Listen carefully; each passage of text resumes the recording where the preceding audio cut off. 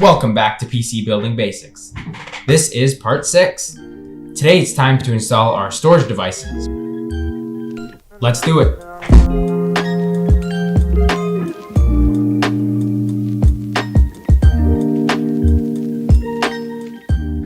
For every computer, you're going to need some sort of storage to hold your operating system and other applications on. And storage devices are exactly what you need for this. Storage devices are non-volatile, which means they're permanent storage. Data doesn't disappear like the RAM when the PC shuts off. Generally, you'll want at least 500 gigabytes to 1 terabyte of storage or more if you can in your computer. That will allow you plenty of room to hold your operating system, all your files, and many large games and applications without needing to upgrade for a long time. Next, I want to talk about the different types of storages. And the first type I want to talk about are the hard drives, or HDDs. These are the older types of storage which have moving parts like disks that spin to read and write information. They're definitely the slowest option, with read-write speeds of up to 250 megabytes per second, but they're also the cheapest option. I would say they're good for a large secondary storage option where you can put loads of extra files, like your pictures, videos, documents, that kind of stuff, because you can get really large sizes, like up to 24 terabytes of storage. Again though, they're bigger, heavier, and use more energy, and with their fragility and possibility of failure due to all the moving parts, markets are slowly moving out of the option of hard drives.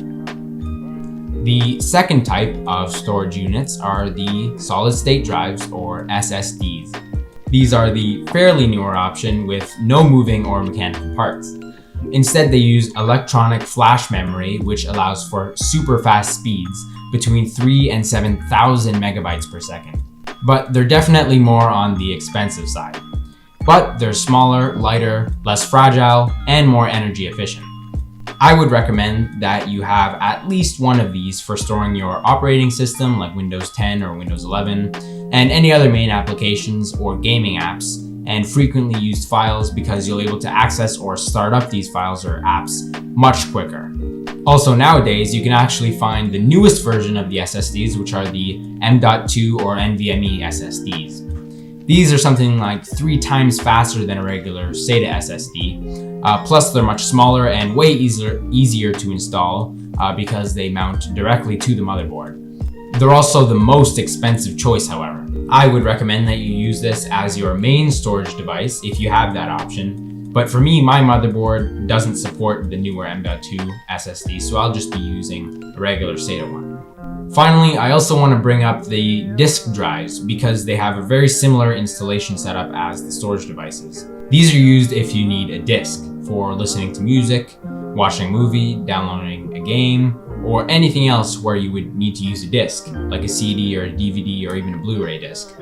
These aren't required, you really don't need them in your PC, but they can be really useful for the things that I just mentioned. So I'll be using one. Alright, with all that out of the way, we can get into the building. So I'm going to be going with one 250 gigabyte SATA SSD as my main drive, 1 terabyte Seagate hard drive as my secondary storage, and a DVD read and write drive.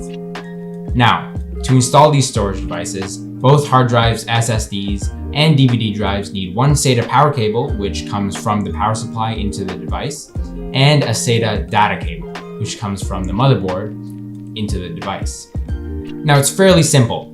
The SATA power cable inserts into the larger port on the device, and the regular SATA cable inserts into the smaller port.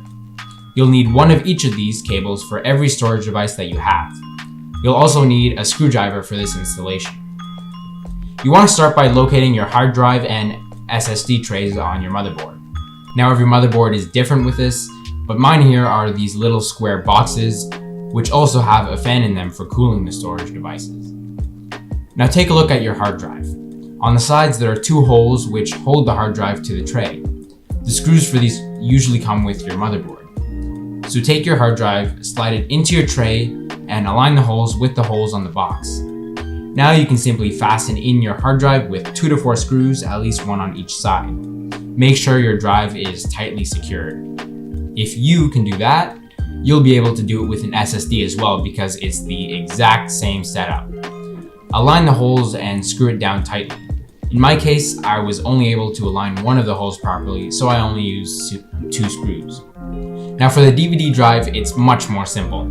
All you need to do is pop open one of the tabs on the front of the case and slide it in with the front sticking out until you hear a click and can't push it any farther. Now once that's all done, we need to plug in the cables. Start with your SATA power cables, and just like I showed you before, plug them into the larger slot on each of your devices like so. Now take your SATA cables. Here I need 3, one for each device.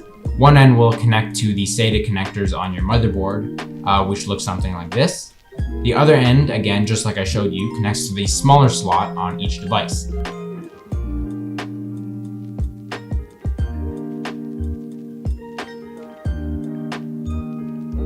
Again, this is including the DVD drive. Once you finish with all the cables, this is what each of your devices should look like. One longer power cable and the smaller SATA cable. Simple as that.